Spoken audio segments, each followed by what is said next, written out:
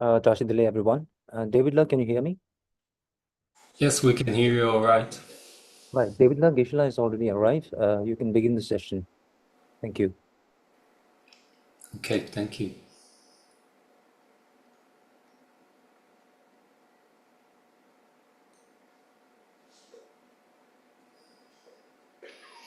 Everybody is welcome to join in with their camera on, and we'll begin shortly. Thank you.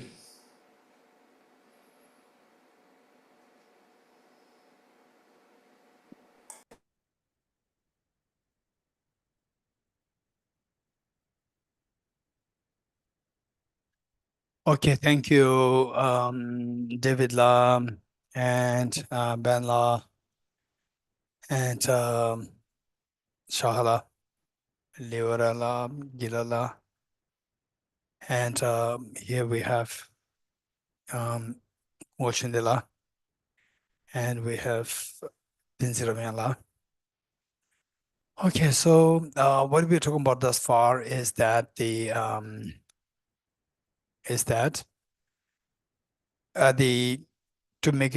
to have the blueprint of what we are expected to practice is finally not as a religious dogma, but as what are you seeking? I'm seeking to stay away from miseries and to have the maximum happiness. This is the main goal. With this in mind, what helps us? Do you have the potential to experience that? The answer is yes. We have the potential to experience that, which is known as Buddha nature. So if that you have the potential, why are you not experiencing it? Because that this Buddha nature is obscured by the mental defilements. And what kind of mental defilements? Afflictive obscurations and cognitive obscurations. To make it very simple, self-grasping, ignorance, and self-centered attitude. So this is what we have done thus far. And now the verse number 22nd.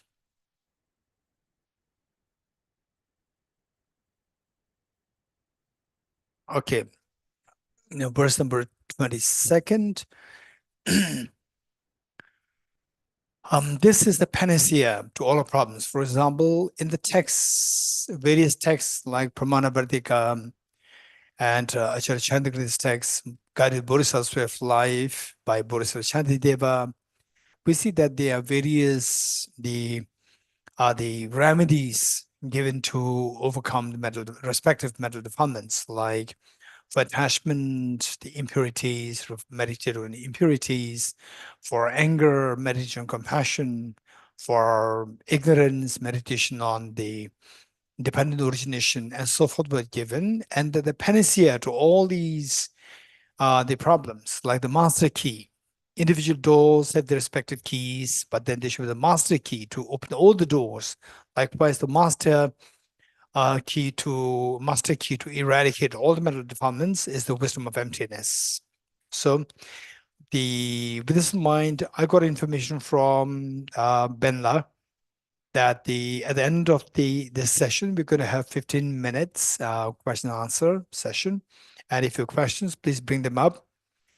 The last 15 minutes, and our Tenzin, the Ramayan Lab, will remind me of that matter.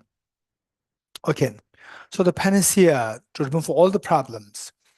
We need to number one, we need to remember that the metaphor that I usually give is like the iceberg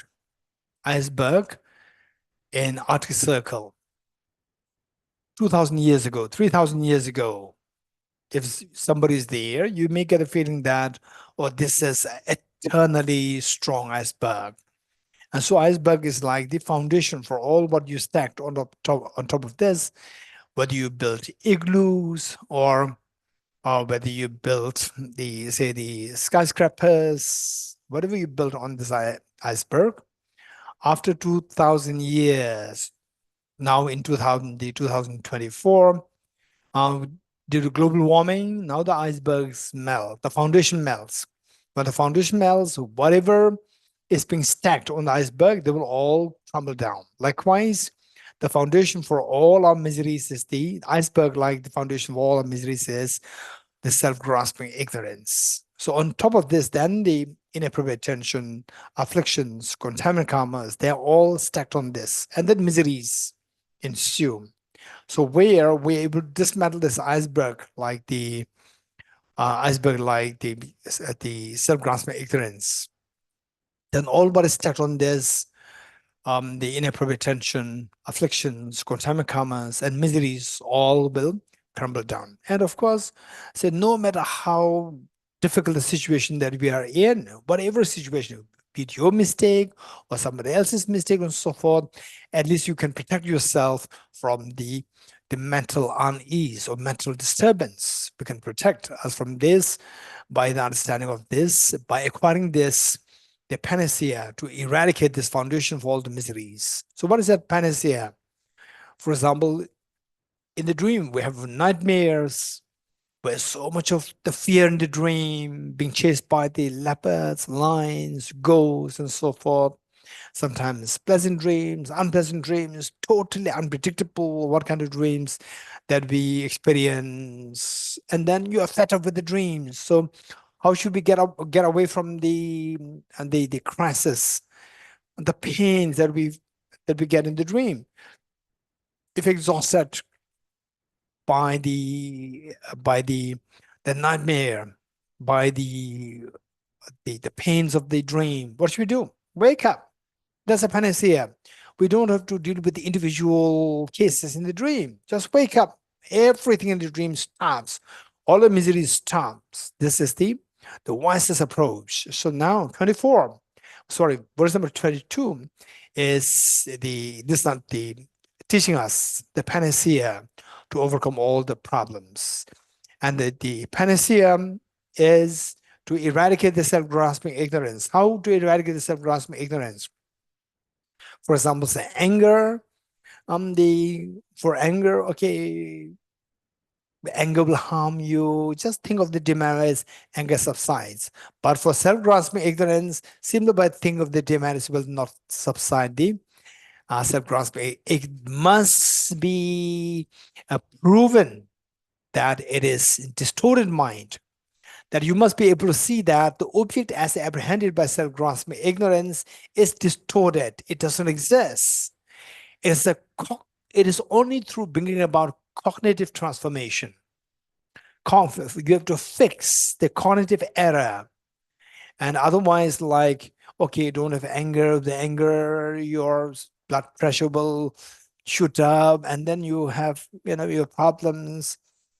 Then think about the merits, demerits, then you can subside anger. But for this self-grasping, however much you may say that, oh, with self-grasping ignorance, your samsara will ensue, all problems arise. If you don't put effort in how the self-grasping ignorance is cognitively erroneous, there's no way by which we can eradicate the self-grasping ignorance. So what it says here, 22, is all appearances are your own mind, and mind itself primordially transcends all mental fabrications. Knowing this, and to remain free from apprehending the signs of subject and object, is the practice of a Bodhisattva. This very profound teaching. So here we see that it has two elements mentioned here. And the first one is how that all what we experience are nothing but technically referred to as the radiance of one's own mind. For example, the dream is all nothing but the radiance, the manifestations of one's own mind. You fall asleep and then the mind projects the things. They're nothing but a part of your own mind. So likewise, we see green, one, because the light is required, the green leaves. And then other, you should have the receptor in the retina, the brain, to process the green color. You require that. If these factors within the brain part, the mind is absent, you'll not see green. And if the light there, if the green light is not reflected in your eyes, again, you'll not see green. So it's by dependence on these many factors that the green appears. So it's, in a way, it is like the manifestation of one's mind. as a green, white, yellow, beautiful, not beautiful, house, person, and so forth. These are the manifestations of one's own mind. This one's the radiance of one's own mind. This is one part. The next part is even this mind, which is like the source of all the objects, the radiant which is actually this mind. Even this mind is like a dream. Even this mind that does not exist as object real, there's also like an illusion. So two levels are there. And His Holiness the Dalai Lama's the teaching on the composition, I would say, composition on the prayer to proliferate the Buddha Dharma of all the Tibetan traditions. So there, with respect to the Kagyu tradition, His Holiness they taught about how everything is the radiance of one's own mind, and this mind itself, being devoid of objective reality, is the great Mahamudra. This is what His Holiness taught, and this is exactly what is being taught here by the Venerable Geshe Thomas Sampo. All appearances are your own mind, meaning that they're the radiance of one's own mind. So here, this is not talking about emptiness. It's not talking about emptiness, and the closest this understanding can be closer to the Chittamatra philosophy, which means that they are not the radiance of one's own mind. And yet, is it acceptable? 100% acceptable. But it's not talking about emptiness according to Prasangika. So this is the first level. That what would we, for example, say in a very common sense, they say person A, and they say you have a new the employee or officer coming to to join your office, and then your friend gives you a very bad feedback. Oh, this person A who's joining your office, he's very nasty, she's very nasty, this, so forth. And the moment you have never seen that person, and the person comes and the person greets you, and then you just feel so uneasy, and you see something wrong with that person. It's purely your mental projection. Purely mental projection on the basis of the biased information that you get from your friend. And later on, with a span of like a few months, a few years, you come to know there's nothing wrong with this person. This person is so gentle, so kind, so genuine. And so what my friend said is very wrong. So later on, you may come to know that your friend is actually the one who has the problem. But it can influence us. So it's a projection of mind. So the characteristics of the objects, we see them as the attributes of a mind.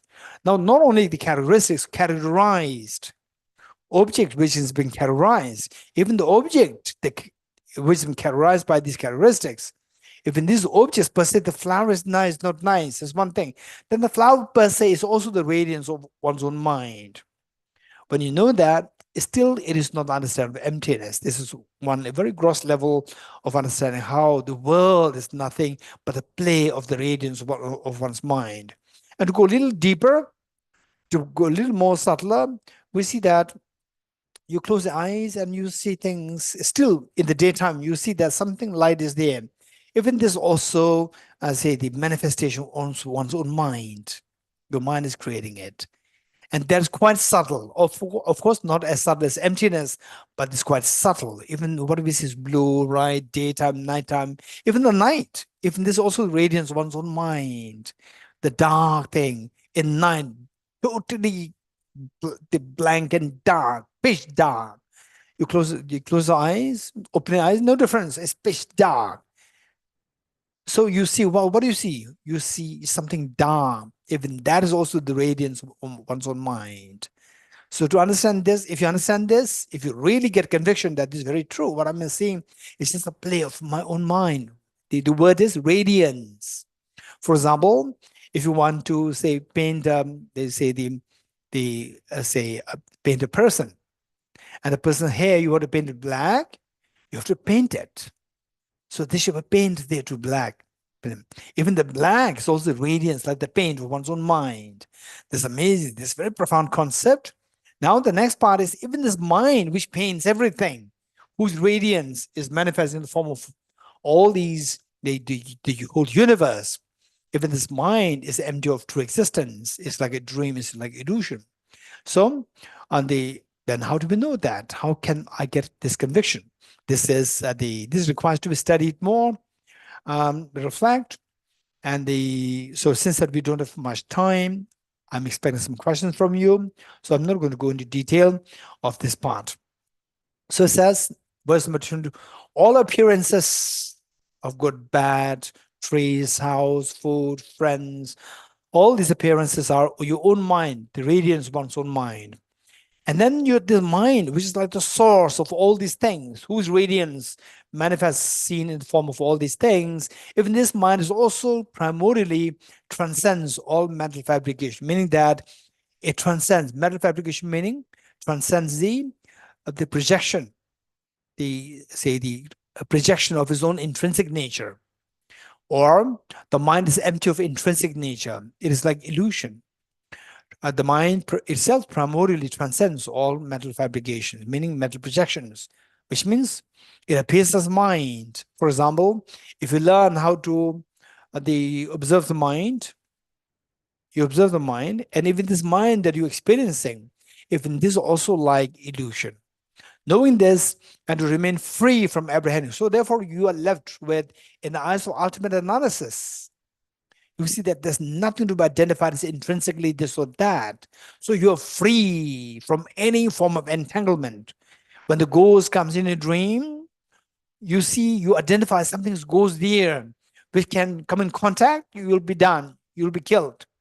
So there's some objective reality there attacking you. So that creates problem. When you're able to dissolve all this objective, or intrinsic appearance or intrinsic reality, there's nothing you will see as intrinsic reality. Then you are totally free. That is the fearlessness. The fearlessness meaning that with the fear, oh, I may lose my job, I may have illness, or COVID may hit me. Okay, back in 2020, 2021, COVID may hit me, and so forth. There's a fear that there's some object there which would target, which would attack me. So it's objective, the intrinsic reality, something there hitting me, and intrinsic reality of a cell which is being hit. So when you see that there's no intrinsic thing hitting me, there's no intrinsic thing being hit, you are relieved, you are total free, nothing to affect you. Then the fears dissolve. This is known as fearlessness. Okay. Knowing this and to remain free from apprehending the signs of subject and object. This is the object. I'm the subject. This subject-object duality. When you see that there's nothing really intrinsically real from the object. For example, like watching a movie, watching a very scary movie in a movie theater. So say you are watching a movie here, and you are watching, and the projector is behind you, and imagine that you are a little girl or a little boy, very little child, and you see a scary ghost movie. You're so scared, and you will cover you hide your face. You will hide your face from the screen. You will not hide your face from the projector. Actually, the movie is coming from the projector, not from the screen. But you think that is coming from the screen. And you hide your face from the screen, thinking that is coming from the screen as subjective real. But as you become older, you come to know that this is just coming from the projector. I'm not really scared. It's just a movie projected from the projector. What is on the screen? There's nothing really there. It's just light is being played there. Actually, even this light is coming from the projector. When you know that there's nothing really from object from there, your fears dissolve. Okay. So whereas in the dream, you see in watching the movie, you see that is the movie object that I'm watching. And my mind is the subject, which I am watching it. Or like the movie projects the subject, which is projecting the dream, the project movie. And the movie is there on the screen as the object, which I'm watching. Object-subject duality is there when you're in the dream. The moment you wake up, object-subject duality of the dream stops. So there's nothing, there's an object to create fear in you.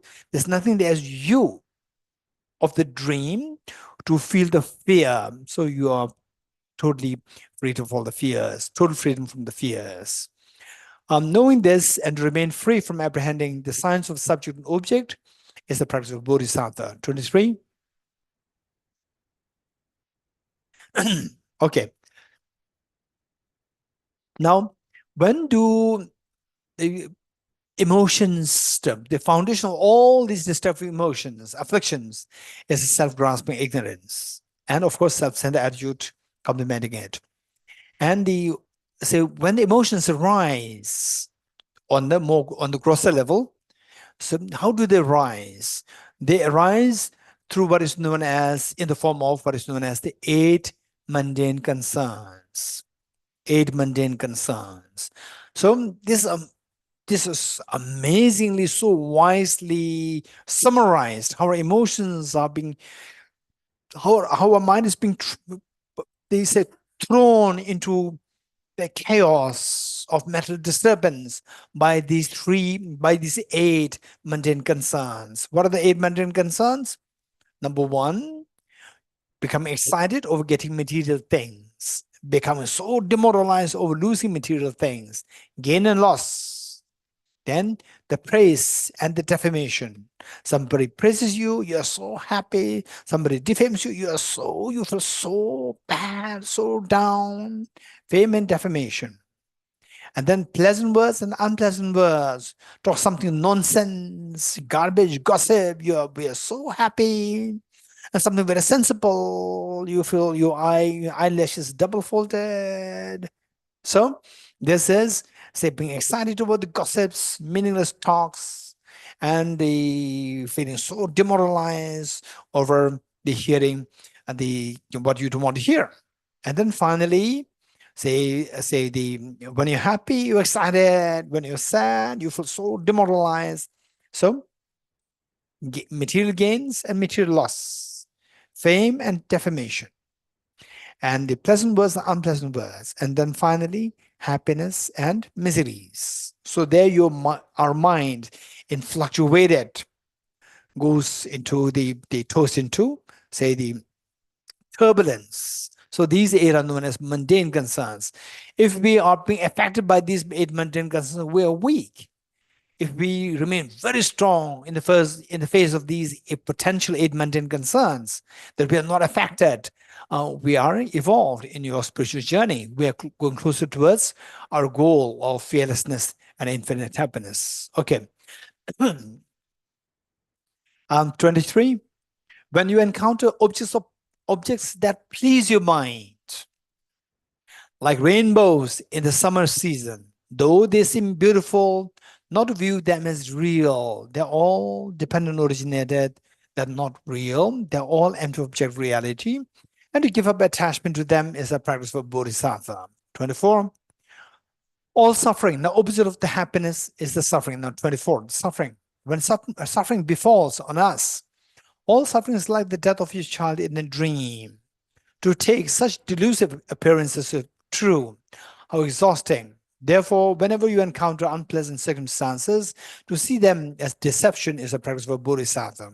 Okay, so like suffering, I personally would say yes, Israelis, Palestinians, and then everywhere in the world, even domestic violence, there's so much of pain, sufferings. So just to share my personal life story, say when I was just 5 years old, I lost my mother. The pain for a child losing the mother, very affectionate mother, is so agonizing. And then I've been always craving that I should see my mom. I should see my mom.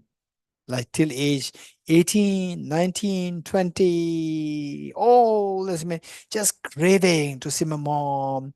If I can just have a glimpse, even if I can have a photograph of my mom, that'd be amazing. I actually struggled to ask the elders if I can get the photograph of my mom. No, most likely that in the community where my family belongs, and there's some kind of tradition, practice that if somebody passed away, or something related to the person, including photographs, to be burned.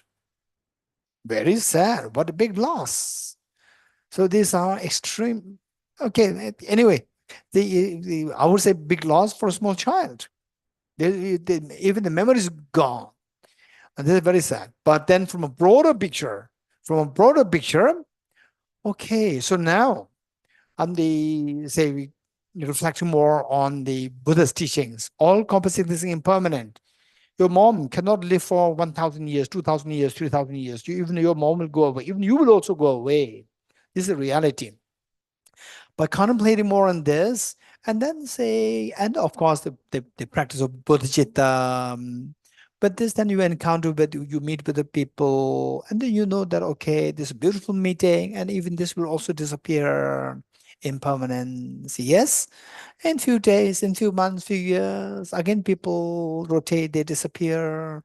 Tibet House staff, they come, then they are promoted, and there is some position after a while, then they leave, again new staff comes. This impermanence is so good to reflect on impermanence. And then earlier, I used to have this craving that I must meet my mom. At least if I can see my mom's face on the photograph. And then nowadays, it's very different. Say, for example, particularly I would say that with the Dharma, with the people in Dharma, that is way easier. People in Dharma, so they are more matured, like all of you. You do Dharma, you are mature, you know how to be self-sufficient, to follow the Dharma, and then remove your mental defilements, make your Buddha nature manifest, and experience the infinite happiness, fearlessness. Then what about those people who are not into Dharma? For example, I go to say the like 2015, I think, when I was in the what is that, Jambi, Indonesia, where the Lama Selingpa, the whose teachings were brought by Lama Atisha to Tibet, and then through all these great masters to His Holiness Dalai Lama, we received these teachings. So the source, original source, Buddha Shakyamuni, then the Arya Maitreya, Arya Manjushri, and then eventually boiled down to the Arya Nagarjuna, then the all these great Arya Sangha, and so forth, and then Lama Selingpa. And when I was there, okay, today I missed that rosary, or it must be on my table. Okay, they say there, I met we went there to pay respect to Lama Selingpa, because of whom we have received the teaching bodhicitta, and we went there, met him, we talked to him, and then what is left there? Nothing, just some ruins there. And then even the people, the archaeological site, that the staff who were taking care of the government staff officials, who were taking their very young boys, girls, we asked them about Lama Selingpa, they had no clue. They had no clue. They just said Lama Selingpa, Atisha, that's it. And beyond that, they do not do anything. And then do they practice? Do they practice the teachings of this great teacher who was actually from that place? Perhaps their own ancestors. No, they don't practice. So I meet them. Oh, I feel so sorry that if the Lama Disha, his teachings thrive all the way down till today, these people who are now the serving as the staff of the archaeology or the museum there, they would at least have Buddham Sharanam Gacchami, Dharma Sharanam Gacchami. Now nothing, zero. Then I feel so sad. And then there was one boy there, who must be in his 21, 22, working there as a staff. And he saw me first time, and the next time we went there, meaning that within this 10-day retreat. At the second time we paid the visit there, so there was something in this boy. This boy became like, he says he just wanted to give something to me, and he didn't know what to give. And finally, what he had this bracelet made of the ordinary seeds, ordinary seeds, and that too not very polished, very crude, and the seeds and tied together, and he has this, and then he became, just from his face I could see that he was just feeling this some kind of connection or just something. And I was watching him, and it really moved me, it touched me. And then he removed his bracelet and gave it to me. There's a big blessing for me from Lama Atisha through this young boy, a Muslim boy. So I cherish this. It is still with me. I use it every day for my prayers. I use that to remember this boy, that this boy is not connected with Dharma 100%, not Dharma. But I have a moral responsibility. All these beings, and then will I see him again? We never know. Most likely not in this life, not. So I pray that, okay, so this is now what is happening. Although we're going to separate, maybe in this life, we're not going to see once more, but never mind. So I'll always keep you in my mind, and let us all go towards Buddhahood together. This is my aspiration. So likewise, say this is how we can think of. So from a broader picture. Okay, 24. All suffering is like the death of a child in a dream. To take such delusive appearances as true, how exhausting. Therefore, whenever you encounter unpleasant circumstances, to see them as deceptions in the practice of Bodhisattva. This is about the wisdom of emptiness. And of course, there are other ways to understand this, and seeing this, the loss, what is a pain like? And then you can empathize with the other beings. Not only that, say the suffering related to this person, but they say the suffering can happen with anything. So from this, I take it as a lesson, and say this suffering is because of this self-grasping, ignorant, self-centered attitude. As long as I don't remove these two, sufferings continue. So taking a lesson out of this suffering, then you try to work on this to remove the future suffering by seeing the demerits of the self-cherishing and self-grasping ignorance. Okay, and then directly to see the emptiness, instantly the pains will disappear. Instantly. 25. If those who aspire to enlightenment, okay. So now 25 down is more with respect to after somebody having generated bodhicitta, meaning, may I become Buddha for the benefit of all sentient beings. This is bodhicitta. So what do we do after making this commitment? What should I do? May I become Buddha for the benefit of all sentient beings. What should I do to become Buddha? Practice the 6 perfections and practice the 4 perfections. Total 10 perfections. And then any other things to enrich your knowledge, enrich your compassion, enrich your power, the power, knowledge, and compassion. So from here is the 6 perfections. 25.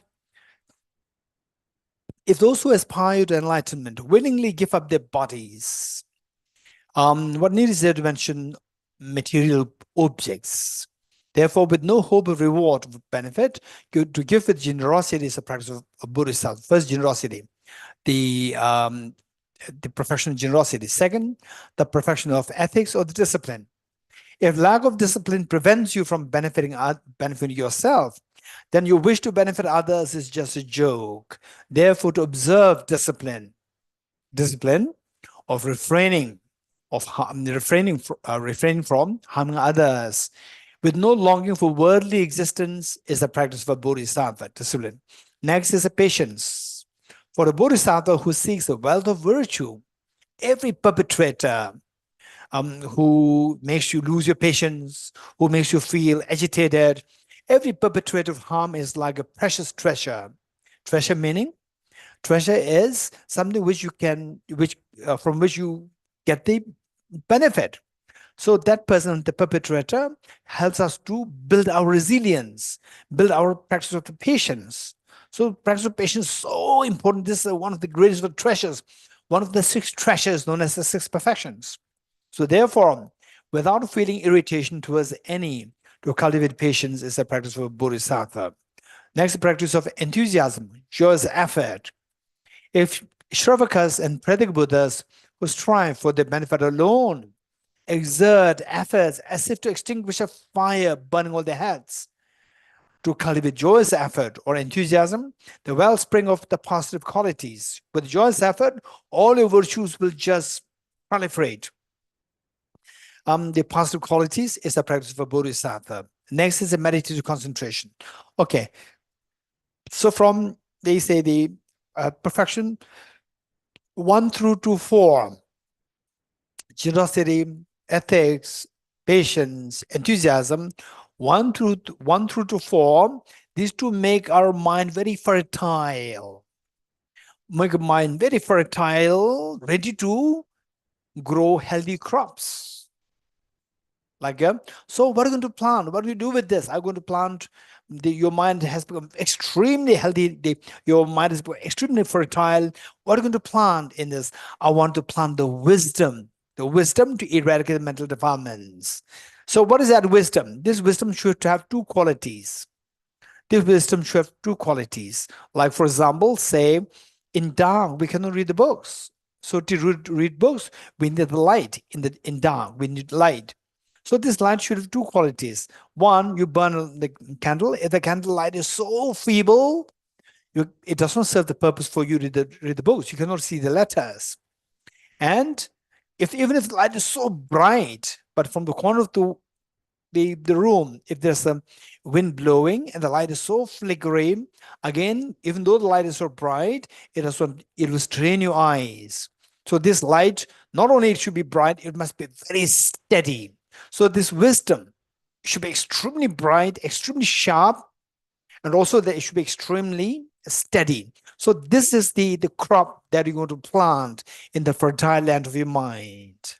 So for this, the profession number 5 and profession number 6. Profession number 5 is the samadhi, to make the wisdom steady.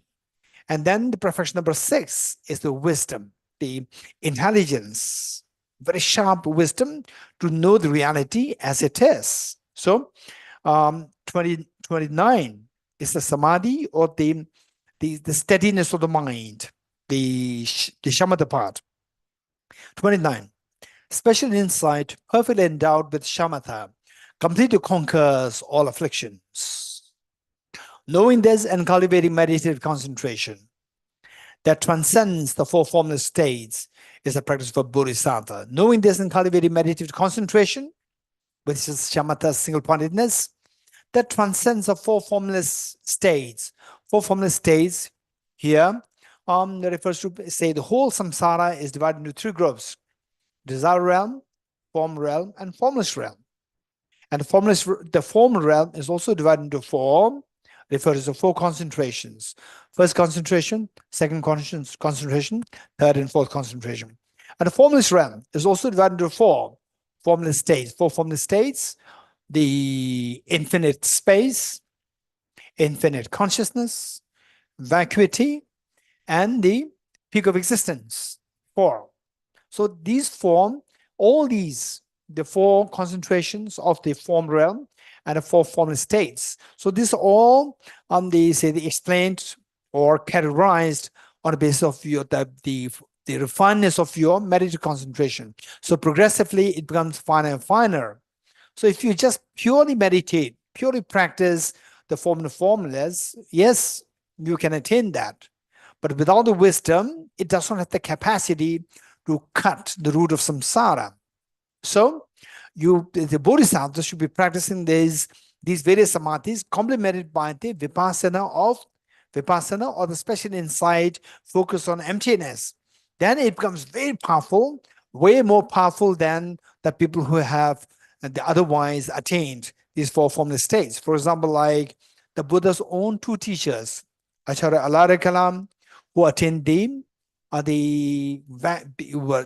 vacuity, the third of the formless realm, and Acharya Udrega, the second teacher, who attained the final of the formless realm, which is the peak of existence. They both attain these 2, but they don't get the meditative concentration to cut the self-grasping ignorance, to cut the root of the samsara. So because of which, then the Buddha left to look for the complete path with 6 years of austerity, and finally found the wisdom of emptiness. Okay, so let me read this once more. The special insight, which is the which is the wisdom or the vipassana. But the vipassana here, the vipassana taught here, and the vipassana which is the commonly being practiced 10-day vipassana course, these two are very different. 10-day vipassana course is very good, but these two cannot be seen as the same. These two are different. So simply because of the same label doesn't mean that these two are the same. Many people can easily be confused. Okay, with the same label, different meanings, how people are confused. Let me share. So many of you already heard it, but still I'd like to share this if there are one or two who do know this. Once there was the monk teacher and a monk student. And the monk teacher had no idea about all these computers, very traditional. And the monk student exposed to the digital world computer. But the monk student was so cautious, wanted to know if he can use the emails. So he checked with his teacher, "Sir, can the monks use emails?" And the teacher had no idea what is email. So the teacher said that the safest thing to say is that, okay, you can use the emails as long as there's no attachment.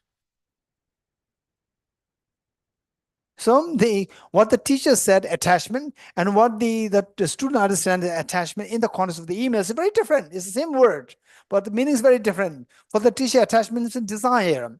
For the student, attachment is attachment. They're going to attach with the letter, with the email.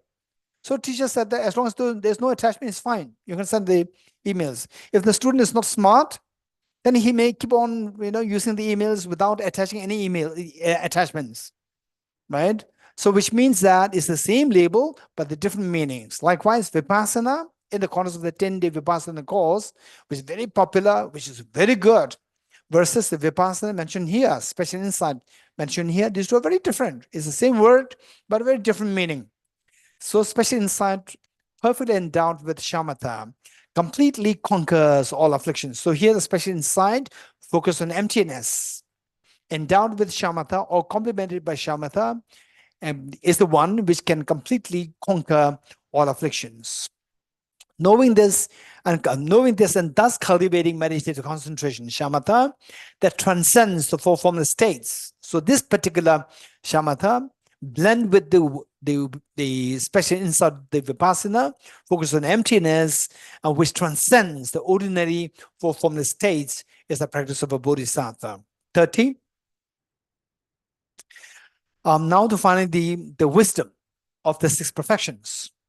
The practice of the first five perfections, but without the wisdom of emptiness, cannot achieve perfect enlightenment.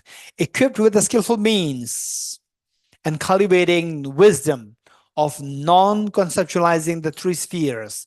Three spheres meaning, say, the actor, object, and the act.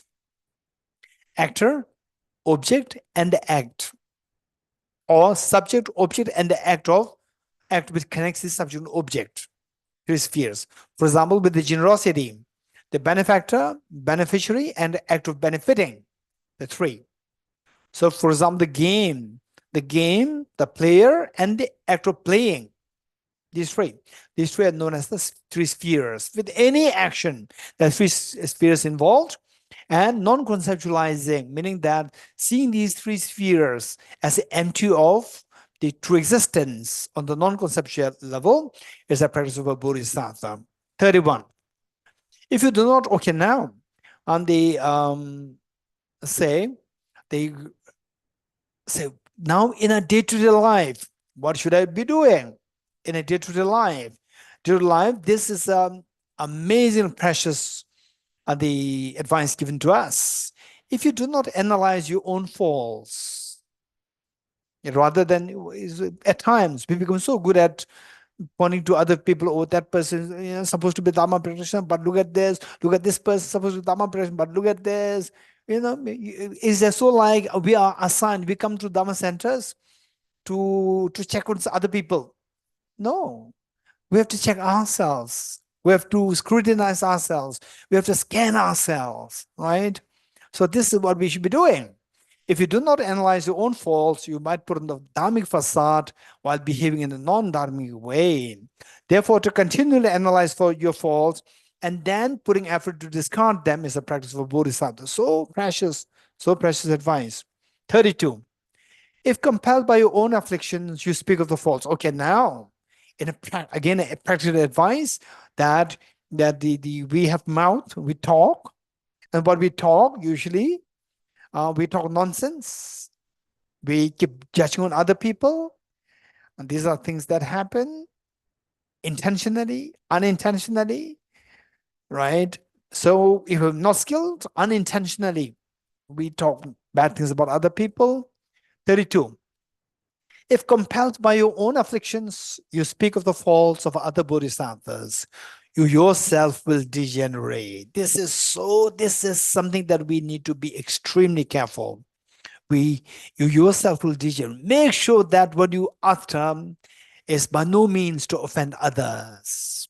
Therefore, never citing the faults of those who have entered the Mahayana path, meaning those who have generated the bodhicitta, who practice the bodhicitta, who practice wisdom of emptiness, and not to cite the faults of these practitioners is a practice of a bodhisattva, because say you may backbite just an ordinary person versus you backed by the bodhisattva.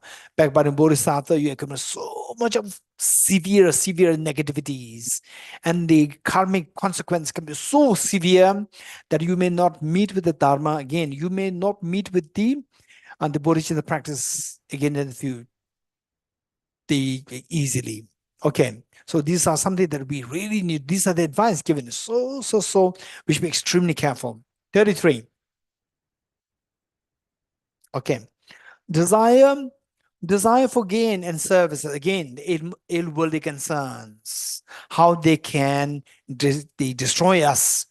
Desire for gain and services leads to mutual arguments. And activities of listening, reflecting, and meditating decline. Yes. Therefore, to relinquish attachment to the households of friends, relatives, and benefactors is a practice of a bodhisattva. It doesn't mean that you have no friends. There's not the connotation. Just craving to have friends, craving to have, just to craving for your family and to fight against others. And then say where you get the benefit, and then the feeling hatred towards others who would otherwise harm you to get these benefits. So these are very dangerous. In fact, this reminds me of one of my friends whose father, last time I shared this anecdote with you, and is amazing. The person, he went to the father, and the father told him that they were running one Hindu ashram. And the father told the son that the ashram, by no means ashram should accumulate wealth, should not accumulate wealth. Where the wealth is accumulated, all the bad people will be attracted, and they will become the trustees, right? So when the wealth is not there, all these bad people will quit, will all run away, and the ashram will become peaceful. This is amazing. This is amazing, the advice. So desire for gain and service leads to mutual arguments. All the arguments start. And activities of listening, reflecting, and meditating decline. Yes. Finally, why do we need services? Why do we gains and so forth? So that I'll be happy. Real happiness is through study, reflection, meditation, and bodhicitta, wisdom, emptiness. And if these decline, you are actually looking for happiness, which will never happen, which actually attract more miseries. This is unwise. So therefore, to relinquish attachment to the households of friends, relatives, and benefactors is the practice of a bodhisattva. And oftentimes, I meet with people who tell me that, okay, Geshe-la, because of me coming to Dharma, then my friends, they run away, they turn away from me. Now I have no friends. Don't feel lonely. Don't feel sad over this. This is amazing. You are very fortunate. So the people who are otherwise going to drag you deeper and deeper in samsara, they're letting you go. They're not letting you suffer more in samsara. This is so good. You should feel happy about it rather than feeling sad. So the Buddha taught that if possible, go with good companions. If not, go by yourself, go on your own, rather than going with bad companions. This is advice. So precious advice. 34. Keep watch of your words. Keep watch of your words. Be watchful of your words, what you utter. Harsh words disturb the minds of others and degenerate the bodhisattva's conduct. Therefore, to give up harsh and unpleasant speech towards others is a practice of a bodhisattva. Same, charity begins at home. Start from home. Let's start from home. Stop shouting at your mother. Stop shouting at your husband. Stop shouting at your wife. Stop shouting at your children, parents. Stop shouting that. And then using harsh words, just stop all these things. There's always a way by which finding harsh words for what? So the other person can listen, other person will listen to you. They will not listen to you if you use harsh words. And it will be counterproductive. Whereas you convey the same message in a very, say gentle way. Sometimes people don't listen to you if you're too gentle. Then you can be a little assertive without giving into anger. Without giving into anger, be a little assertive and see how it works. Okay. 34. Harsh words disturb the minds of others and degenerate a bodhisattva's conduct. Therefore, to give up harsh and unpleasant speech towards others is a practice of a bodhisattva. 35. Once you become accustomed to afflictions, they're hard to undermine with antidotes. But we become addicted to the afflictions. Therefore, with the remedial weapons of mindfulness and introspection, to forcefully eliminate afflictions such as attachment, the moment they arise is a practice for bodhisattva. So the tips given by Bodhisattva Tongmen Sammo in the passages, we apply them. The moment the afflictions arise, we apply these so that we can build a new trend or new tendency of staying away from afflictions. 36. In brief, okay, this is a summary. In brief, wherever you are and whatever you do, always examine the state of your mind, continuously working for the welfare of others is a practice of a bodhisattva. Okay, so the final benchmark is that wherever you are and whatever time, whatever place, with whomever, whatever your age, and so forth, they just continuously observe your mind. Just keep observing your mind. Observing your mind, one, say identifying virtues, what is non-virtues, and then what is, say, self-grasping ignorance, and what is wisdom. Not necessarily wisdom, the precursors of the wisdom, or the preliminaries of wisdom, study, reflection, meditation. Self-grasping ignorance and compassion. Just see which of the mental state arises within me. This is one thing.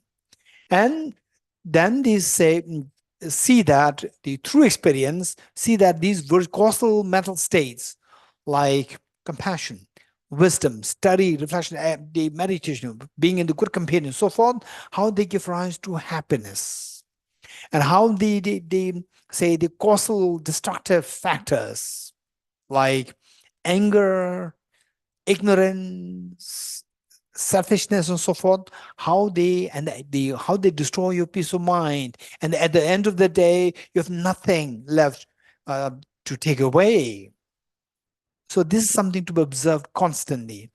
With this in mind, what is the hallmark that you have used? Your life is going in the proper direction, or your life is not going in the proper direction. Is that as you grow older, as you mature in age, as you grow older, you become happier. This is the mark of your Dhamma practice. As you grow older, say in your 20s, your hair is completely white. In some cases, why 1 or 2 strain of hairs, white hairs come in 20s. And in 30s, more white hairs come. And then 40s. And 40s, still we think that we are young. But in those in 20s will kick you out from being young. But we think that we are young in 40s. And then in 50s, you find it difficult to get up how you used to get up when you were young. So you don't have that flexibility. Then you realize, okay, I'm not that young. I'm getting older. Okay, 50s. Oh, half a century gone, right? It's very scary to hear that. Half a century gone, 50s. Okay, then your grandchildren, right? And so your children, they're so busy, your grandchildren, and they will say, grandpa, grandma, right? Okay, so okay, I'm old. Okay. And then at one point, these you call it grandchildren, they become very busy. And the parents, they're also a little busy, not as busy as your grandchildren, and you're alone, right? And then you miss your youth. Then when you meet your age group, you talk about when you were in your 20s. You miss your youth. If this happens, you feel lonely, you miss your youth as you grow older, this is the indication that we have wasted our life. So the point is that from today onwards, let us remember this. Okay, now as I grow older, I should make sure that I become happier, rather than sadder, and missing the youth. So this is a promise or the commitment that we need to make today. Okay, in this mind 36. In brief, wherever you are and whatever you do, always examine the state of your mind, continuously working for the welfare of others as I practice Bodhisattva. Finally, the benchmark is that in action, be as kind as possible to anyone for your own well-being, not necessarily for others, for your own well-being. Be kind to other people. Be kind. Say something nice. Say something nice, right? Say, for example, somebody who's sick. Oh, you look weak. Why you are saying this? By saying that you look weak doesn't mean that the person will become healthier, right? And particularly if the person is young, very young, and say that you look weak, okay, I will try to work harder to become more healthy.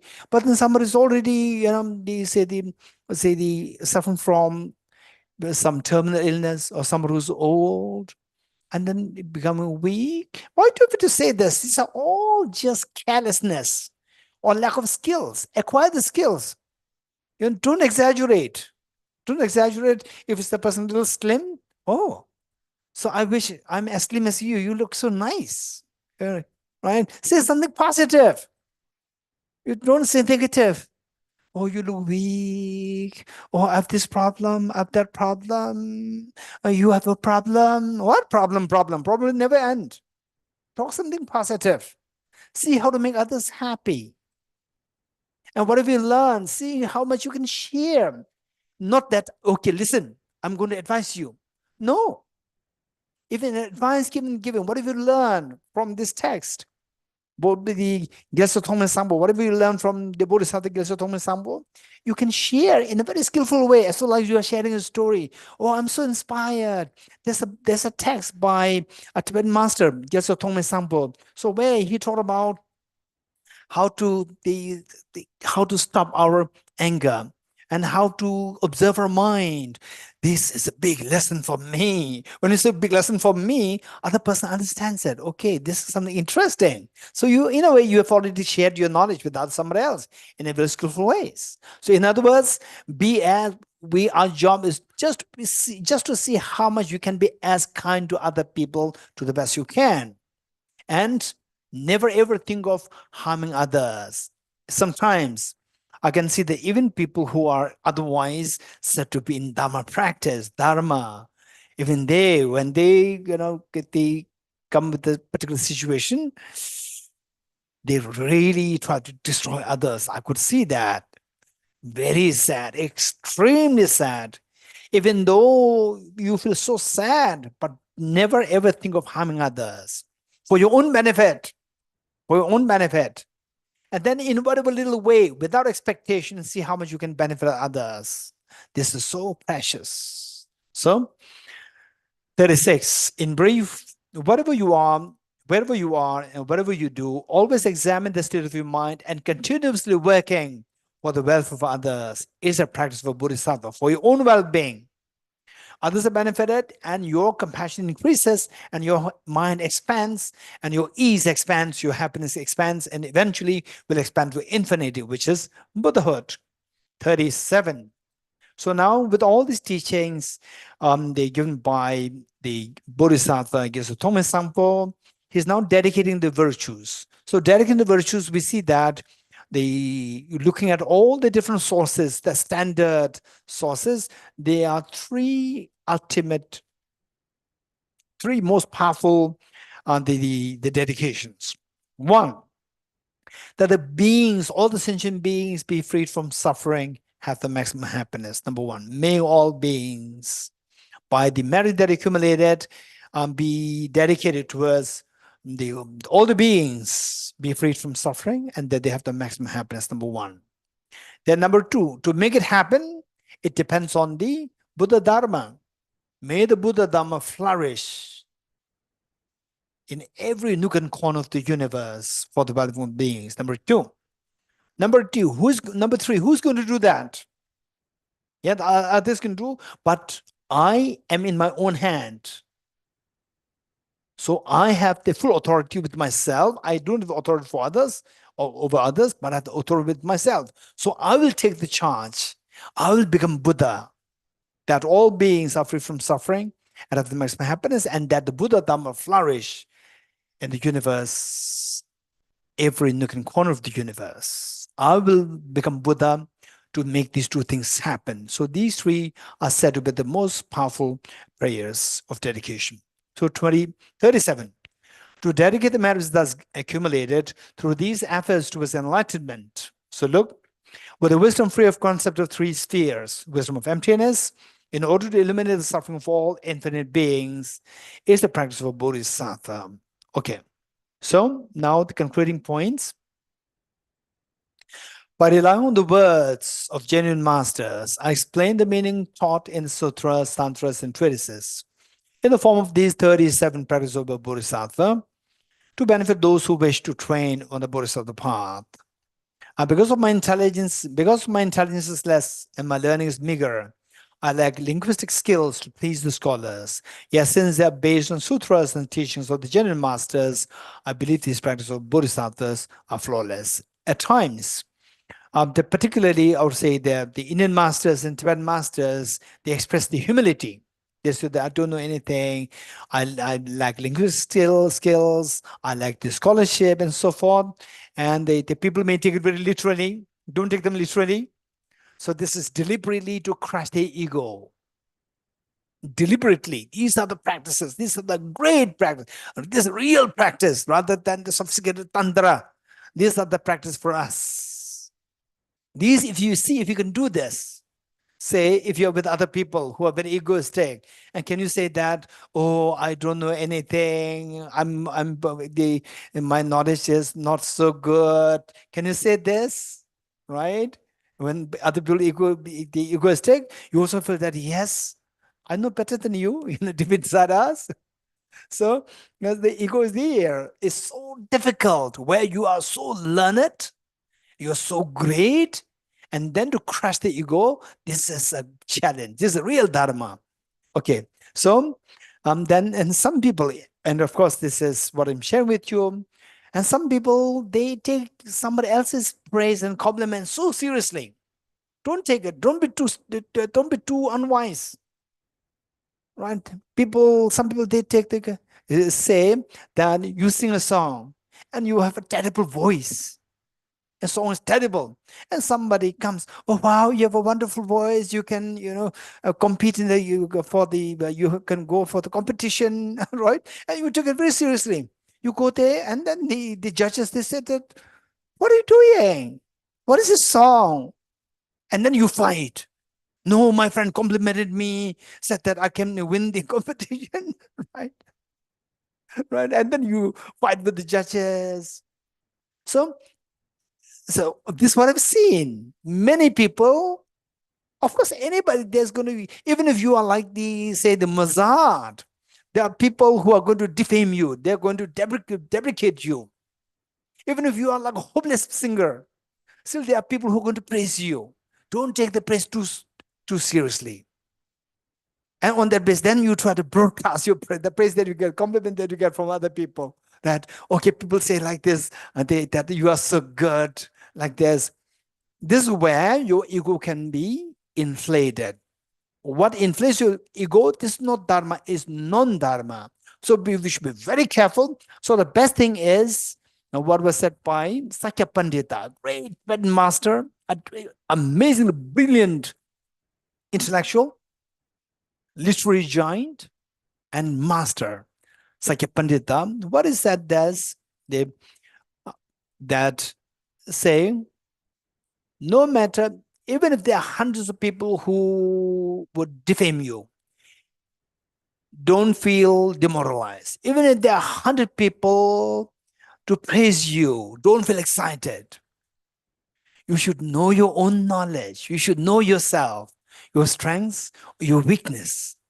If you know the definition of yourself, your strengths or your weakness, acknowledge them, and not necessarily broadcasting your strengths. Oh, I'm good in this, I'm so good like this. This is a definition of a wise person. This is how Sakya explained it. So oftentimes people get carried away by the false praises. We should be very careful. So look at these masters. They works like this. How many millions of people have benefited from this text? And yet the humility that the author assumes, this is something great learning for us, we learn from him. So what he said here is, because my intelligence is less and my learning is meager, I lack linguistic skills to please the scholars. Yet since they are based on sutras and the teachings of the genuine masters, I believe these practices of Bodhisattva are flawless. So although he expresses humility, he's telling us that, but don't take it too seriously that these teachings are low in quality. No, they cannot be compromised. These teachings are of high quality, not from me, but they're coming from the great masters. Credit is given to the great masters, not taking credit himself assuming humility. So this is what we learn from these masters. Nevertheless, since the vastness of the Bodhisattva conduct is difficult to fathom by someone like me with an inferior intellect, I pray to the genuine masters to consider with patience all my flaws such as contradictions, incoherence, and so forth. By virtue of the merit gathered here, and by the part of the convention, the ultimate Bodhisattva. Convention Bodhisattva is the Bodhisattva which wishes to become Buddha for the benefit of sentient beings. Ultimate Bodhisattva is the non-dual wisdom of emptiness of the Arya Bodhisattvas. Let me repeat it. Conventional Bodhisattva is the altruistic intention to become Buddha for the benefit of sentient beings. Ultimate Bodhisattva is the non-dual wisdom of emptiness of the Arya Bodhisattvas. May all sentient beings become like the benefactor of Avalokiteshvara, who dwells neither in the extreme of samsara nor in that of the solitary peace. Okay. The Avalokiteshvara, who does not dwell in the extreme of samsara, meaning that we are in samsara, and samsara is so painful. This is one extreme of pain. And the other is the extreme of this selfish peace. That is the nirvana, personal nirvana, solitary peace. This is another extreme, two extremes. So avoiding the two extremes, these two extremes is known as the nirvana, known as non-abiding nirvana. What is non-abiding nirvana? Where you attain nirvana, the ultimate attainment, ultimate achievement, without being in the two extremes. No extreme in samsara, no extreme in the personal liberation, but the full awakening, Buddhahood. That is known as non-abiding nirvana. Nirvana where you don't abide in the two extremes of your existence. How you free yourself from samsara extreme samsara? By the wisdom of emptiness. How you free yourself from the extreme of the personal or the solitary peace or personal nirvana? By the universal compassion, the great compassion. So these two, the wisdom and the great compassion, frees you from the two extremes of existence and make you attain the non-abiding nirvana. Okay, so with this in mind, the David Lam, if you don't mind, I would request you to turn to page number 216. What we read just thus far, this last line, we see this explained so well by the great Saint Saraha. Page number 216. Page number 216 of the book, not the PDF. 216.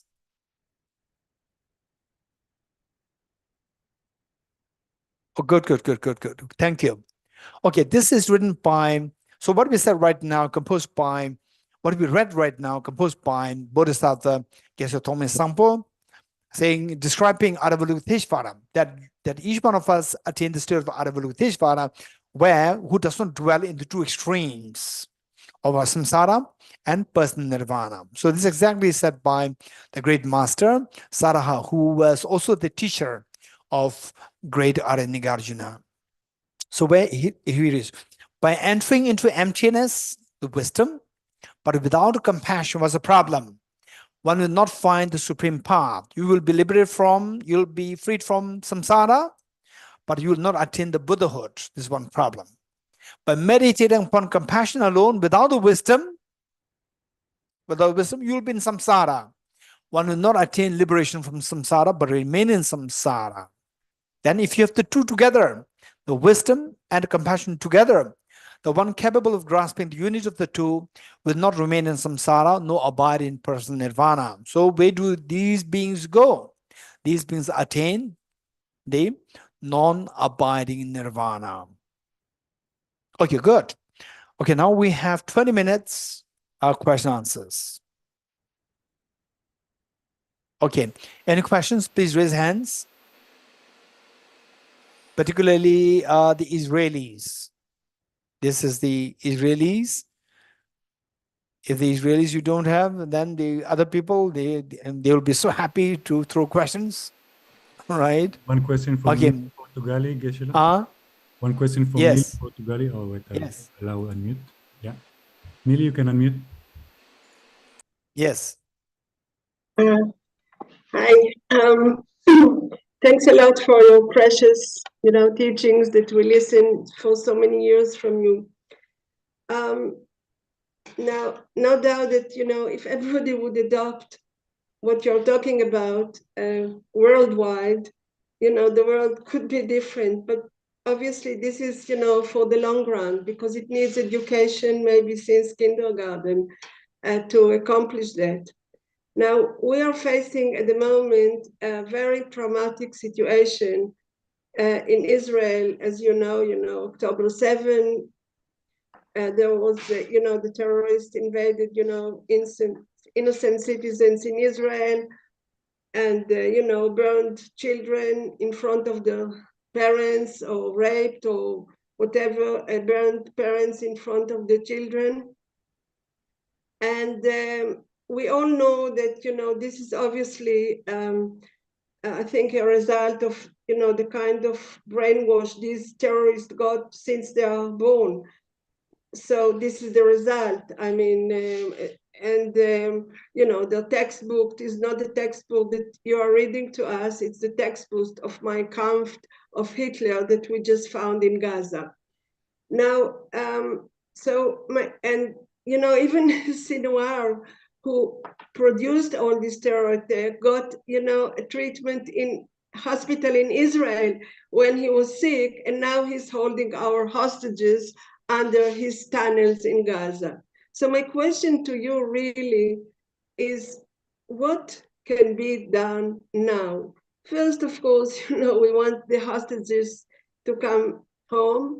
And secondly, to avoid any, terror attack that can happen, or, any things that can happen to these citizens, the innocent Israeli citizens who live on the border. So it's a very practical question, but I mean, I appreciate everything, you know, for the long run, but what can your suggestion or view can be done right now when we face this concrete situation? Thank you. Okay. Thank you, Nili. Thank you so much. Yes, these are very practical questions. The one is that the say immediate response, long-term response, and sometimes the immediate response and long-term response can also be like, say, the meeting. They can be a common solution to the immediate and the long-term both. Sometimes some immediate, not necessary for long-term, some long-term, not necessary for immediate. So what should we do? This is a question. Number one is that I would say this first, let me quickly explain the little bit related to the long term, and also you will understand it. I would say as a nation, defense is very important. As a nation. For example, why Tibet was a problem.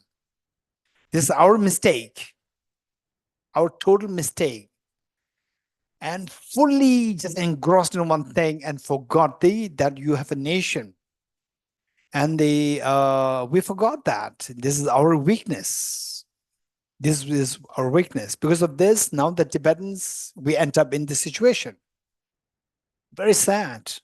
So as a nation, of course, the border is so important. And they say, we cannot blame your leaders. We cannot fully blame the others also, because if you have a very firm border, issues will not come. This is very important.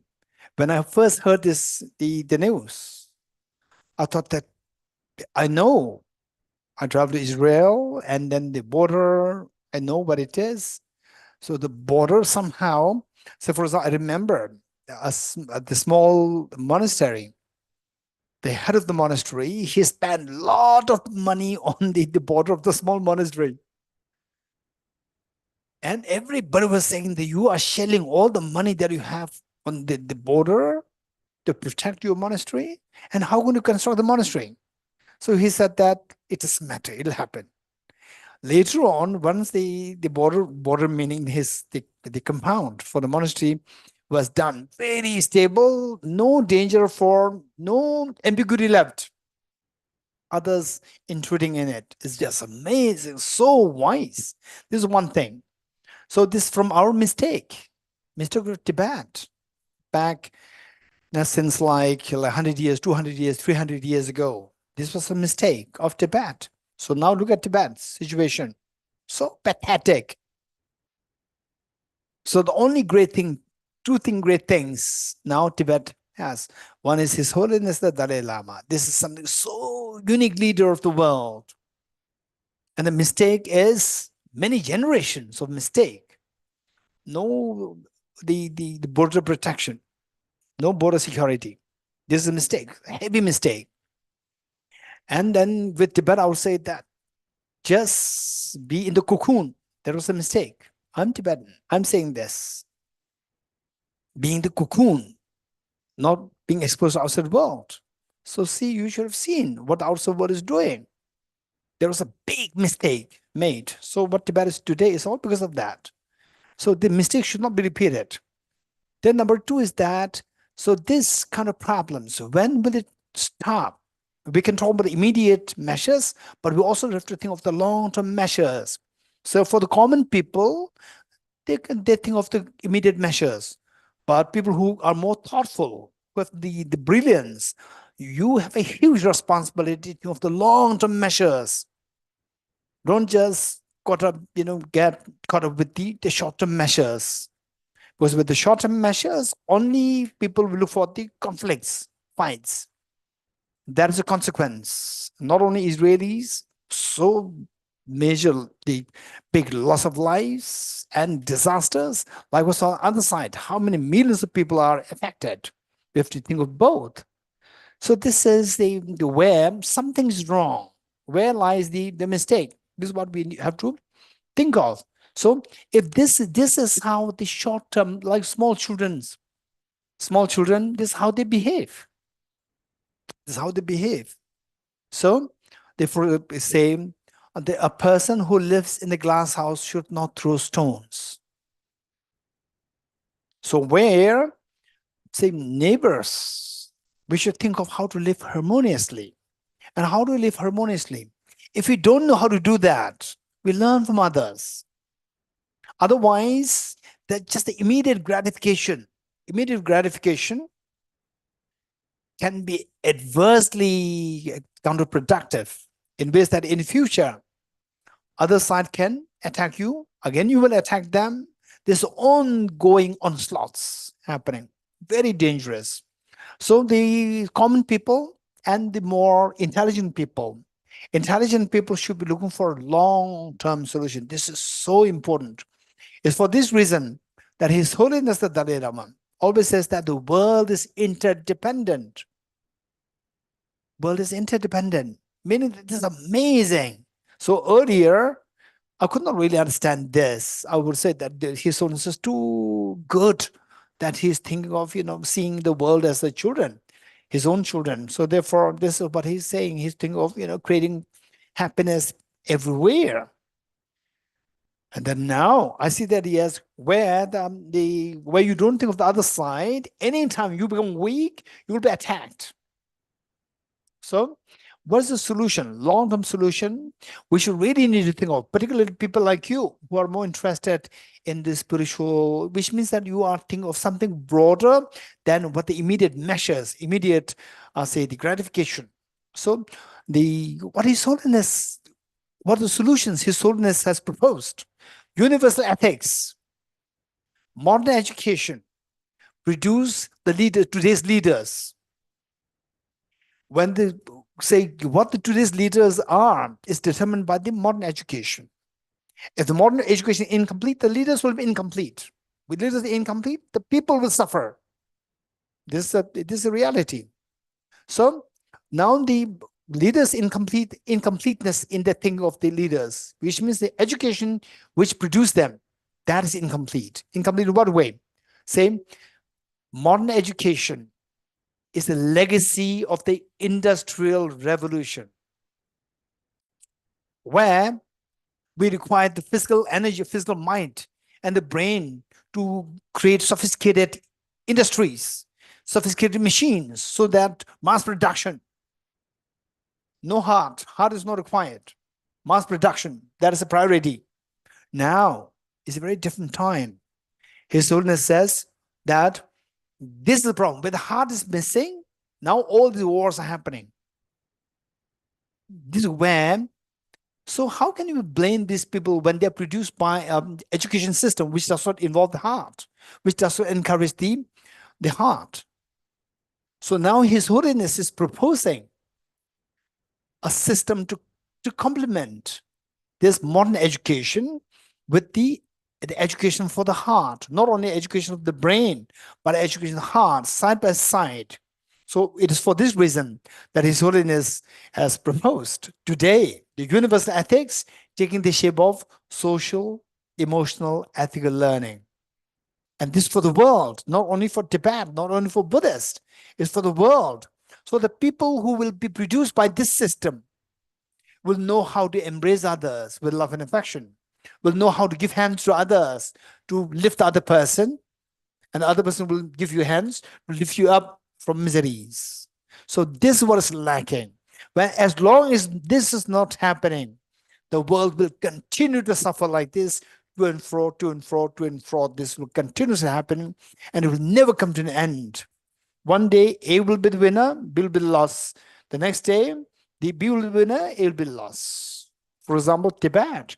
In 7th century AD, Tibetan king Songtsen Gampo, he was so powerful that he invaded many parts of the Asia.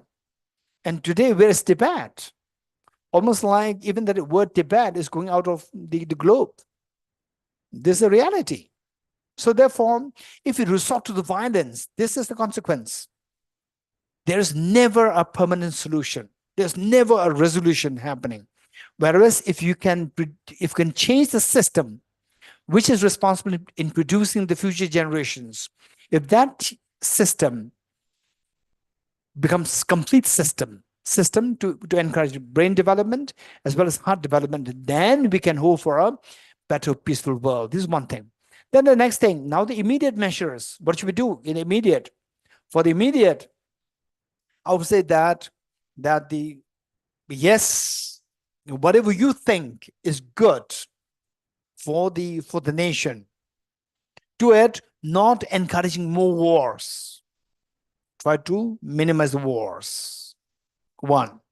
Then in terms of yourself, same, instead of thinking about, say, the same, thinking about this constantly, instead of thinking about this constantly, think about something which will distress you.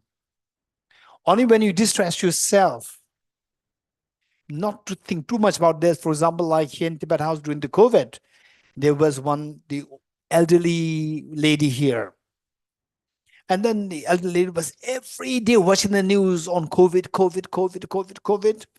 She was so panicky. And I said that, and then she saw me and she saw me that I was not panicky. So, Geshe, how come that you're not panicky? The world is like this. I said, what's the benefit of you becoming panicky? Are you happy becoming panicky? I'm very happy not becoming panicky. Are you happy becoming panicky? She said, no, right? You have to know the news. You have to know what's going around the world, but you don't want to make you panicky. How? Don't watch the news too much. Watch the news adequate enough to be well informed. Beyond this, don't try to disturb your mind too much. So likewise, it's so important for us to know what's going around. This is so important. Don't be too naive. Meanwhile, say, think of calming yourself down. If you are calm, people around you will be calm. Even though they're disturbed, they see you and they see that, okay, Nili is very calm, right? And Nili is naive. No, she's not naive. She knows what's going around, but she's very calm. How about the calm that she's able to maintain calmness? Because she's not going after all this information too much. She's more into know the information, plus do meditation, reading some materials to uplift yourself. So this is required. And then see how to encourage others also. Encourage on others also to do a little bit of, be aware. This is very important. Don't be too naive. We have to know the reality well, and whatever the government instructs you to save, go for security or the protect yourself, make sure that you take the appropriate measure to protect yourself. Meanwhile, don't what is that? Don't let your mind go after these thoughts too much. Instead, do a little bit of meditation. What can be done? What can be done by yourself to give, at least to keep yourself calm and your family calm? That is so important. Good. More questions? Yes, Geshe, we have a few questions in the chat, but we are going beyond our schedule and we do want to be respectful of your time, so please let us know when we reach the limit. Okay, Geshe? Yes. Great. So we have a question from the Israeli audience from Elisheva, who asks, how do I know that I am really compassionate? Okay. How do I know that I'm very compassionate? Say for example, say, how do I know that, say, the electricity, how do you know that there's what is that? Short circuit. How do you know that? You have to use a detector. You have to use the instruments to detect that, to check it.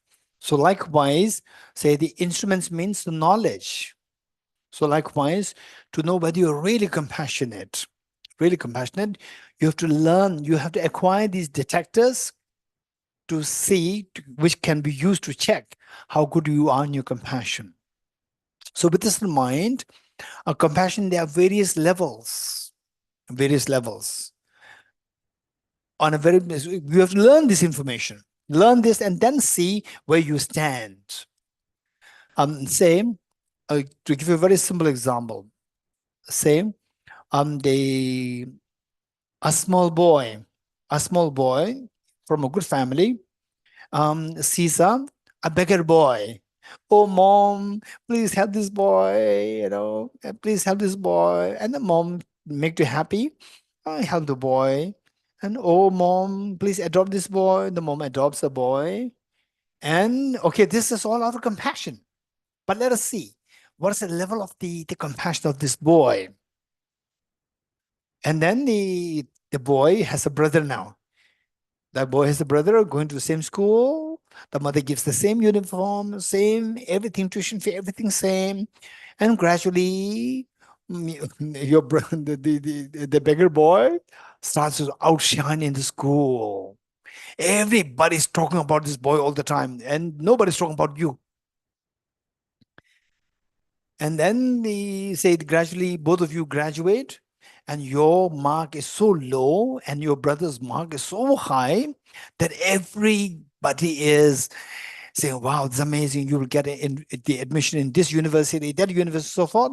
And your mother is also eager to give scholarship for your brother to be enrolled in the good university, most prestigious university. And whereas even if your mother is ready to give you say scholarship to a good university, but your grade does not enroll you there. And then gradually, if the jealousy comes, your early compassion very shallow, although it can be very intense, but very shallow. Now, wow, I'm so proud. Although I could not do that by my brother. Look, he's reached that level. I'm so proud of my family. There's somebody there. If this is how you react to such a situation, where for a normal person it can trigger jealousy, but in your case you rejoice over the success of your brother. This is a real compassion. So these are the different tests given depending on the situation. Where more complex situations, you can retain your compassion not wavered. That is a real compassion. Your compassion wavered is not a real compassion. It's a very shallow compassion. Good. Next question. So, is there any questions from the Israeli audience before we move on to others? So, please raise your hand.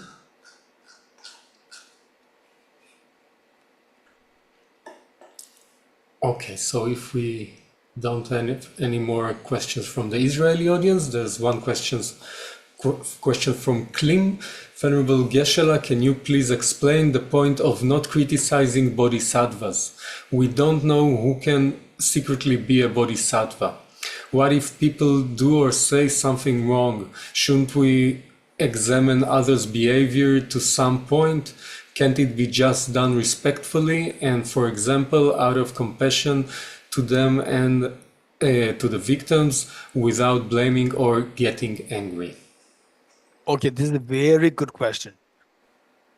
Thank you. This is a very good question. Not talking badly about a bodhisattva and talking badly about a bodhisattva degenerates your good qualities. So how do we know that other person bodhisattva or not? So yes, this is a very complicated issue. How do we know the other person bodhisattva? But the point is that what they clean? What is the name? Yes, Klim. Yes, Klim. Klim. Okay. So what Klim said is very true.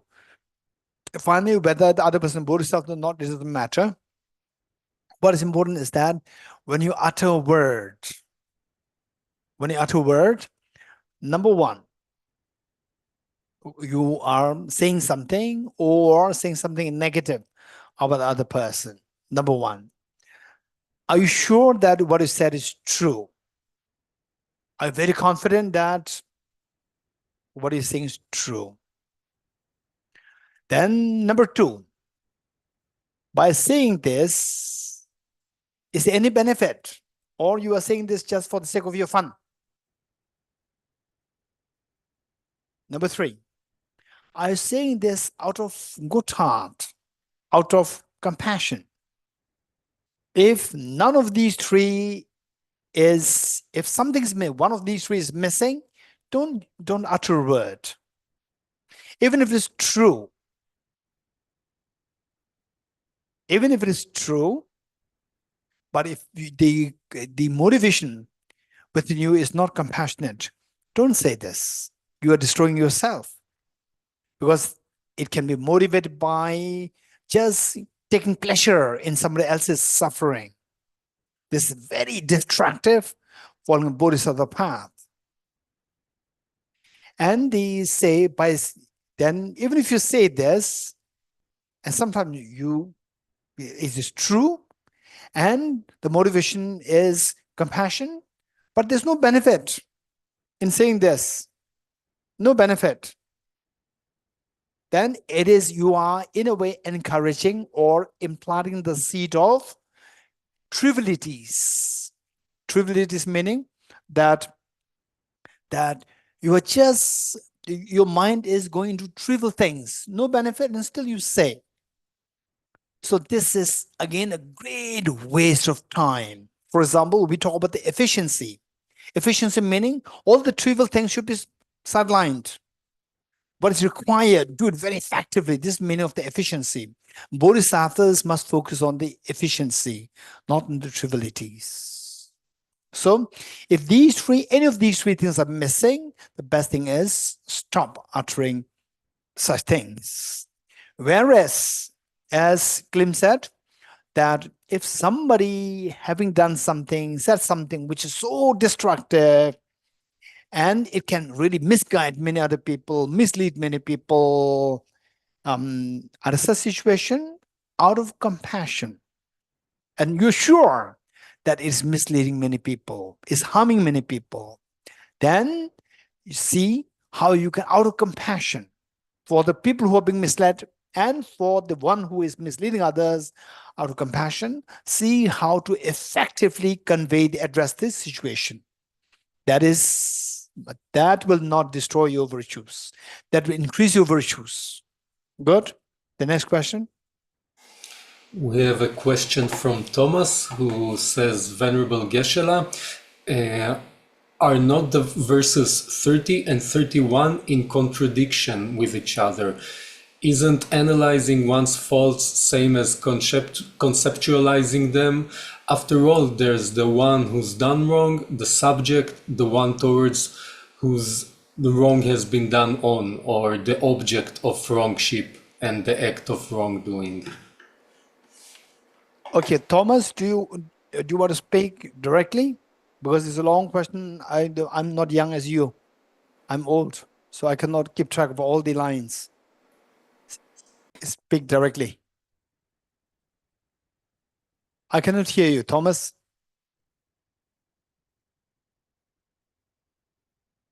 Okay, we cannot do anything. Okay, David, would you mind reading it once more? Yes. Are not verses 30 and 31 in contradiction with each other? Isn't analyzing one's faults same as conceptualizing them? After all, there is the one who's done wrong, the subject, the one towards one has done wrong, or the object of wrongdoing and the act of wrongdoing. Okay, conceptualizing here and thinking about analyzing your own faults, and analyzing your own faults and conceptualization. So these two don't remember the story. Emails without attachment. Don't forget the story, the same label, but the different meanings. So here, non-conceptualization here is talking about the wisdom of ultimate analysis. Ultimate analysis, which analyzes the ultimate reality, not the conventional reality. The mind which looks for ultimate analysis will not conceptualize the conventional realities. This means of the non-conceptualization here in this context. Whereas analyzing your own faults, this is done on the conventional level. Say, this is conventional, the truth. So the analysis that you employ is a conventional analysis. It is not ultimate analysis. So there's no contradiction. Good. Any more questions? I think, Geshe-la, that there are a couple of questions that were sent directly to Tibet House chat, so perhaps... Okay, don't worry. We still have time before the next class. Quickly, you can read one or two questions.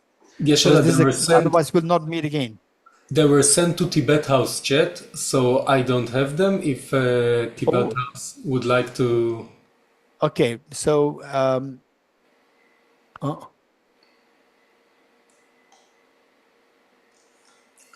if you like to send them to me, I will read them.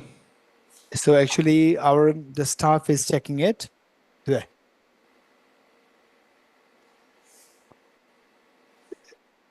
Okay, no question. No question, only the question by Thomas, that's it.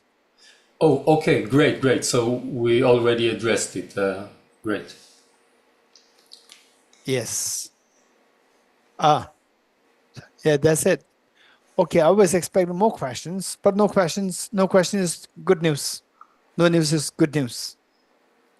Yeah. Okay, thank you. So as what we did yesterday, we will recite the Medicine Buddha mantra for the successful knee treatment of His Holiness the Dalai Lama, because the disciples, if we accumulate merit, this will have a great benefit. So with this mind, let's visualize the Medicine Buddha on your crown, and then surrounded by all Buddhas. Actually, Buddha Shakyamuni manifested in the form of Medicine Buddha on your crown, and then sending nectars to encourage all the beings to accumulate merit, that the root guru, His Holiness the Dalai Lama, is the son of the whole world today, that His Holiness live long, and that his wishes be fulfilled spontaneously, and more precisely, that the surgery, that the medical treatment to be received by His Holiness will be a successful one. Teata Om Begaze Maha Begaze Ranza Samunga de Swaha. Teata Om Begaze Maha Begaze Ranza Samunga de Swaha. Teata Om Begaze Maha Begaze Ranza Samunga de Swaha. Teata Om Begaze Maha Begaze Ranza Samunga de Swaha. Teata Om Begaze Maha Begaze Ranza Samunga de Swaha. Teata Om Begaze Maha Begaze Ranza Samunga de Swaha. Teata Om Begaze Maha Begaze Ranza Samunga de Swaha. Teata Om Begaze Maha Begaze Ranza Samunga de Swaha. Teata Om Begaze Maha Begaze Ranza Samunga de Swaha. Teata Om Begaze Maha Begaze Ranza Samunga de Swaha. Teata Om Begaze Maha Begaze Ranza Samunga de Swaha. Teata Om Begaze Maha Begaze Ranza Samunga de Swaha. Teata Om Begaze Maha Begaze Ranza Samunga de Swaha. Teata Om Begaze Maha Begaze Ranza Samunga de Swaha. Teata Om Begaze Maha Begaze Ranza Samunga de Swaha. Teata Om Begaze Maha Begaze Ranza Samunga de Swaha. Teata Om Begaze Maha Begaze Ranza Samunga de Swaha. Teata Om Begaze Maha Begaze Ranza Samunga de Swaha. Teata Om Begaze Maha Begaze Ranza Samunga de Swaha. Teata Om Begaze Maha Begaze Ranza Samunga de Swaha. Teata Om Begaze Maha Begaze Ranza Samunga de Swaha. Okay, Devita will do the integration prayer.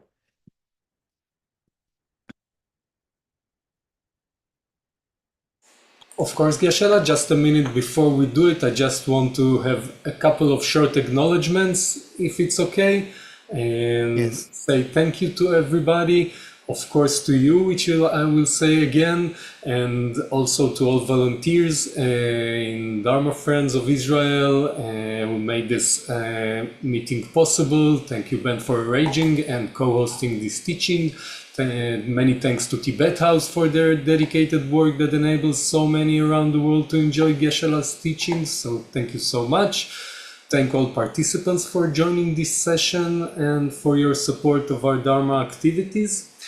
And lastly, of course, Geshe-la, thank you so much on behalf of Dharma Friends of Israel and all participants I really like to express our deepest gratitude to you for inspiring us with this wonderful teaching, and also for being here with us and supporting us in these difficult and troubled times. So thank you so much, Geshe. And we really are hoping to receive teachings from you in person in Israel as soon as circumstances and conditions will allow. Thank you so much. So Okay, thank you, David La. Thank you so much, David La. And Ben La, thank you. Ben La making all this, a request coming from the months ago. And David La, I see that every year you are there coordinating this program. And Shahala, my very dear friend. And the Deorala and Gilala, many years of our friendship. And all my friends here. Okay, thank you so much. Thank you. And yes, we all pray that the situation in Israel, Palestine, that it mitigates, resolve, and that everybody can breathe freshly, and eventually, long term, that the problems will come to resolve in a very peaceful way, that everybody will be the product of His Holiness the Dalai Lama's the vision of the universal ethics, and everybody, all the borders will be removed, and everybody holds hands of each other to support each other in the spirit of sisterhood and brotherhood. So let's all pray for that. Not only think of this generation, let us think about the many more future generations also. Okay, thank you, David Lam. Now the prayers. Thank you, Geshe. And dedicational prayers. In the land encircled by snow mountains, you are the source of all happiness and good. All-powerful, generous, cleansing Gyatso, please remain until samsara ends. Just as the brave Manjushri and Samantabhadra too realize things as they are, also I dedicate all these merits in the best way, that I may follow the perfect example. I dedicate all these roots of virtue with the dedication praised as the best by all the Buddhas who appeared in the 3 times, so that I might perform the noble Bodhisattva's deeds. Jangchup Sam Chokrim Puche Ma Ke Panam Ke Gurchik Ke Panyam Pame Payang Gong Ne Gong Du Pelwar Shung. May the Supreme Bodhicitta that has not a reason arise and grow, and may that which has a reason not diminish but increase forevermore. By the dependent realization of profound suchness of appearance and emptiness, together with the force of great compassion of the 3 jewels and the power of the truth, and the virtue of infallible law of karmas and their fruits, may these truthful prayers of ours be unhindered and quickly fulfilled. May the teachings of the Beneficent One till world's end be unshaken by the winds of evil thoughts. May it always be met by innumerable beings who find conviction in the teachings by understanding the teaching's true nature.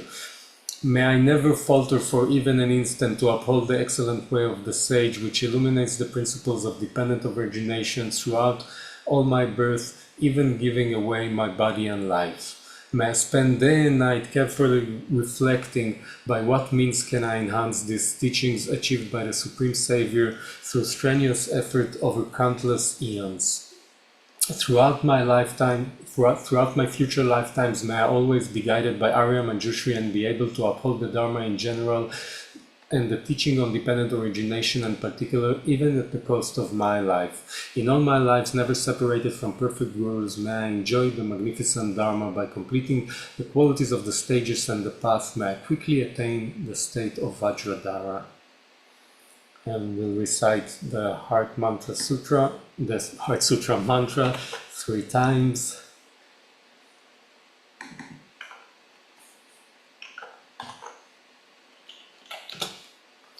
Teata Om Gate Gate paragate parasamgate bodhisvatyata omgate gate paragate parasamgate bodhisvatyata omgate gate paragate parasamgate bodhisvaha. Thank you, Geshe-la. Thank you, Tibet House, Dharma Friends of Israel, everybody. See you all soon, I hope.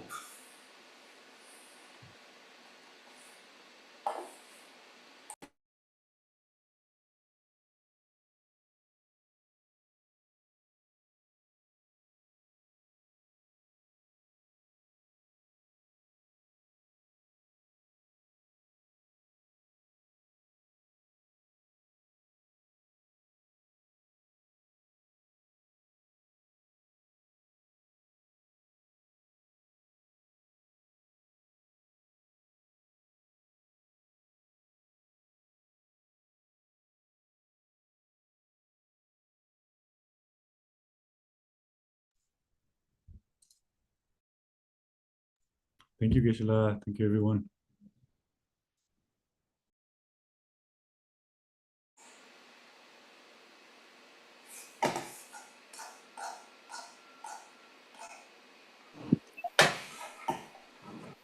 Thank you, Geshe-la. Thank you, everyone.